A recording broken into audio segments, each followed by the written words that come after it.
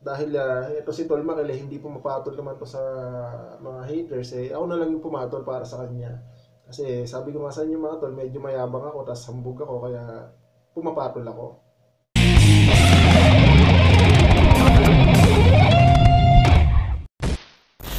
Yo, what's up mga tol? Kamusta? Kamusta kayo? Anong balita? Kung mapapansin nyo, medyo matamlay tsura ko ngayon. Kakagaling ko lang kasi sa sakit at saka ilang araw ako nakahilata dito sa kama. Naisipan ko lang mag-vlog ngayon kasi marami na ako nare-receive na comments saka message na nasa na ba ako, ano nangyari sa akin, ba't wala na akong upload. Mga tol, nagkasakit lang ako kaya ganito. Ilang araw akong bagsak sa higaan. Tropa nga pala natin mga tol, matagal-tagal na rin hindi lumabas sa vlog yan. Ano tol, kamusta ka na? Ayos lang tol, ikaw balita sa'yo. Ito tol, ayos lang, kakagaling lang sa sakit. Kaya pala ganyan tsura mo eh. Ako lang muna mag-vlog yan tol, pahinga ka na muna. Nag-vlog lang ako kasi marami ng subscriber naghahanap sa akin. Oo, mahala dyan sa vlog mo tol, magpahinga ka na ako na. Sige pa, walang problema. Pahinga muna ako, ikaw muna dito. Sige, mas okay sa akin yun. Sige mga tol, siya na muna bahala sa inyo, so paalam.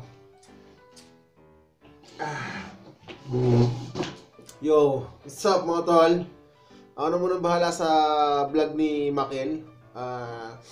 Tagal-tagal na rin akong di lumalabas sa vlog niya. At tawagin niyo na rin lang ako Makil kasi magkatukayo naman kami niyan. At medyo gwapo lang ako ng konti dyan at saka medyo mas mayabang lang ako ng konti. So, hahambugan ko na lang kayo ngayon dito sa vlog niya. Medyo magyayabangan na lang tayo dito at yun lang ang magiging laman itong vlog na to. Medyo kayabangan. Kaya labas na lang tayo mga tol at doon tayo magyabangan sa labas.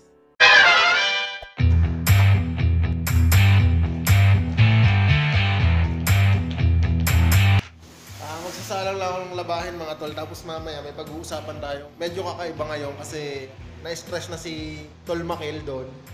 Kita nyo, kagagaling na sa sakit. Pag-uusapan natin yung isa sa nagbibigay sa kanya ng stress. Ewan ko nagbibigay sa kanya ng stress o... Pero minsan kasi nababanggit niya sa akin yun, kaya mamaya pag-uusapan natin. Isasalang ko lang itong labahin na ito mga tol.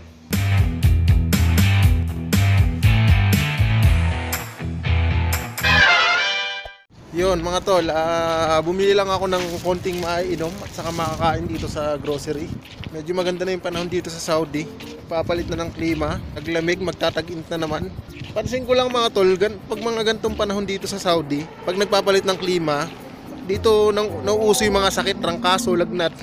Kaya kung papunta pa lang kayo dito sa Saudi, handaan nyo na yung sarili nyo sa pagpapalit ng klima. Kasi dalawa yung klima dito tag-init sa taglamig. Pag mga ganyang klima mga tol, mga ganyang panahon, dyan parang maninibago yung katawan nyo, magkakasakit talaga kayo. Ewan ko kung sa iba ganun pero sa experience kasi namin, ganun yung nangyayari. Kaya nitong tropa natin tol, tingnan nyo, may sakit.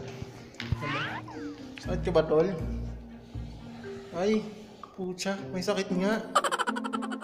Pero hindi naman lagnat tol, hindi trangkaso. Ayun, pilay. Nangyari dyan, Bal? Ewan ko tol, nadulas kasi sa trabaho. Kaya ganyan, tuwan-tuwa siya. 3 days. Kita nyo mga tol, dito kasi sa amin dito, dito mas mainam dito na magkasiklib ka. Pahinga no tol. Legit? Legit. Legit. Yan ang sinasabi ko sa inyo mga tol. Tingnan nyo na. Napakaswerte 3 days sick leave. Swerte mo tol, nakakaingit. Kailan kaya ako mapipilay? Nakasiklib ka na dalawang araw So ayan mga tol, at may pampalamig na tayo. Kasi alam niyo naman, baka mag-init yung ulo ko. Sabi ko nga sa inyo, mayabang ako, hambog ako. Kaya maghahanap ako ng papatulan ngayon. Tulog naman si Tol Makil, ayan tulog. Kung makikita nyo, natutulog pa siya. Papatulan ko yung mga nambaba siya channel niya. Actually, hindi naman talaga karamihan. Iilan lang, pero hindi maganda sa sa paningin ko at hindi maganda sa pandinig ko. Kung ako yung nasa kalagayan niya, medyo masakit para sa akin yun. Habang tulog pa siya mga tol, kakanain natin ito mga to. Kasi nga, mayabang ako. Pumapatol ako. Habang nasa ibang lugar ako mga tol, at nakikita kong tuloy-tuloy lang upload ni Tol Makil ng mga nakaraang buwan, mga nakaraang araw. Syempre, nagbabasa rin ako ng mga comment doon sa comment box ng mga vlog niya. At may ilang comment ako nakikita doon na hindi talaga maganda, talagang foul na kung tawagin. Parang ang usapan natin ngayon iba't ibang uri ng haters, iba't ibang uri ng basher. Una tol, doon sa napansin ko sa mga comment doon Ito mga to, mga laiterong haters. Sample comment, gusto nyo ito. Yan. Sabi niya, Idol Makel, sa mga lalaki ka, kamukha mo yung puwet ko. Napakahusay mo. Minura mo yung tao, hindi ka naman kilala niyan. Tsaka hindi mo naman kilala ng personal yan. Bakit tol? Tol dyan ba sa profile picture ng account mo, pinakita mo yung mukha mo? Diba hindi naman? Yan ang hirap sa'yo tol. Mumurahin mo na yung tao, lalaitin mo pa, tas yung mukha mo, hindi mo maibalandra dyan sa profile mo. Mahusay ka. Pangalawa, palamurang haters. Ito sample na comment mga tol, sample na comment. Ito, siya pa rin tol. Ayoko nang banggitin yung pangalan mo dito. Basahin nyo na lang sa comment kung sino yan.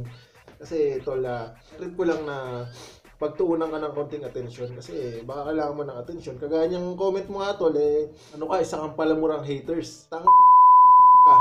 Mo na, itulol mo pa. Napaka-legit mo tol, isa ka talagang the best. Pangatlo, dislikers. Actually mga tol, hindi naman talaga tinatawag na haters to mga to. Sila yung siguro hindi nila nagustuhan yung nilalaman ng content o ng video, hindi dislike nila. Same lang tayo, parang ganoon din naman ako. Pag may hindi ako nagustuhan video, dinidislike ko. Kung hindi ko gusto yung nilalaman ng content, dinidislike ko. Hindi ko siya masasabing isang klase ng haters. Meron ding mga mga haters na sa mga nababasa ko lang sa mga comments, yung alam lahat. Yung sila yung mga haters na alam lahat. Kung makapag-comment sila, akala mo alam nila lahat. Pero tol, yung mga ganyang nagko-comment, minsan din kasi may point din yung mga yan. So, meron talagang hila na kung umasta parang alam mo lahat tol, no? Tapos meron namang pinanganak para maging haters mga tol. Yan yung mga haters na na kahit sino na lang siguro binabash. May mga account kasi ako napapansin sa sa YouTube na kada makita ko silang nagko-comment sa iba't ibang video, puro pang babash yung ginagawa nila. Siguro sila yung mga pinanganak para mag-share ng sama ng loob o pinaglihi sa sama ng loob. Mga ganong bagay mga tol, kaya galit sila masyado sa mundo. Kaya may mga nakikita akong account na ganyan na siguro ginawa yung account nila para mang-bash lang talaga, mang-hates. So yun lang mga tol yung pinupunto ko kasi sabi ko nga sa inyo, ito si Tol Makel hindi pumapatol naman to sa mga haters ako na lang yung pumatol para sa kanya. Kasi sabi ko nga sa inyo mga tol, medyo mayabang ako, tas hambog ako, kaya pumapatol ako. A few moments later.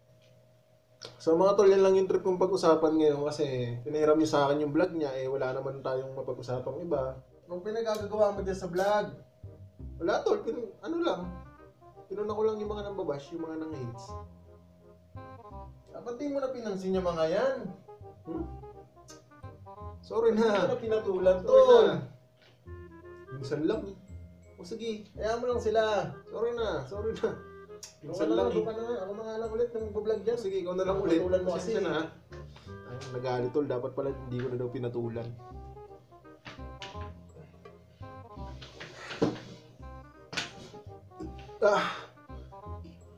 Mga tol, pasensya na kayo dun kay Makel Medyo barumbado yun Pabalik tayo dito sa vlog.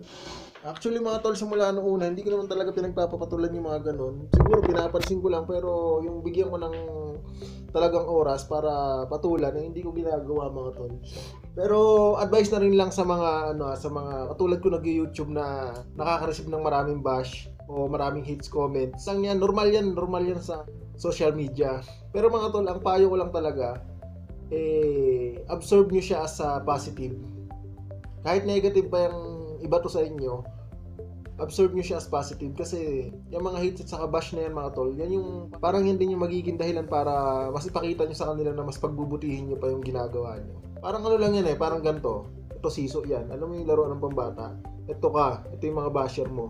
Pag dumami yung basher mo tol, once na dumami yung basher mo dito sa kabilang side, ganyan iaangat ka nandito ka sa kabila, iaangat ka niyan. Sa pag-angat, kasama dyan yung pagdami rin ng mga hate sa'yo, mga mambabash sa'yo. Kaya expect the unexpected, i-absorb nyo yung negative as positive para mas lalo kayo maging matibay. Naalala ko tol yung hindi pa tayo maabot ng 21,000. Napakakunti pa ng subscriber ko na may isang taong nagsabi sa akin na napakawalang kwenta ng mga vlogs ko. Tinandaan ko yun mga tol, kaya yun yung nag-push sa akin na pagbutihin ko pa. Kaya yun mga tol, di ba? Maabot din ng 21,000 kahit pa paano, kahit na nasabi niya na gano'n, na walang kwenta. Andiyan pa rin kayo mga tol, nanonood. Kaya yun, inabsorb ko lang siya sa positive. Kahit na ang dating talaga nun ay napaka-negative. Ganun lang mga tol, sa buhay, ano lang yan may mga negatibong bagay talaga na mangyayari sa'yo, which is nangyari para matuto ka sa positibong paraan. Mga ganung bagay tol. Kaya hanggang dito na lang muna tong vlog na to, at pasensya na kayo dun sa isang Makil TV. Medyo siraulo lang yun, nagpapatol-patol lang sa mga walang magawa sa buhay. Kaya sa mga hindi pa nakasubscribe mga tol, hit nyo na yung subscribe button dyan, click nyo na rin yung notification bell para ma-notify kayo pag may mga bago akong upload. So kagagaling ko lang sa sakit, at medyo maganda naman yung momentum ko sa pagbablog. Sana tuloy-tuloy na to. Kagaya ng lagi kong sinasabi mga tol, stay positive lang. At inuulit ko mga tol, i-absorb nyo yung negative as positive. Kagaya ng nabanggit ng isang vlogger na pinapanood ko, negative is a part of positive. Kaya stay positive lang at go lang sa flow ng buhay. Paalam.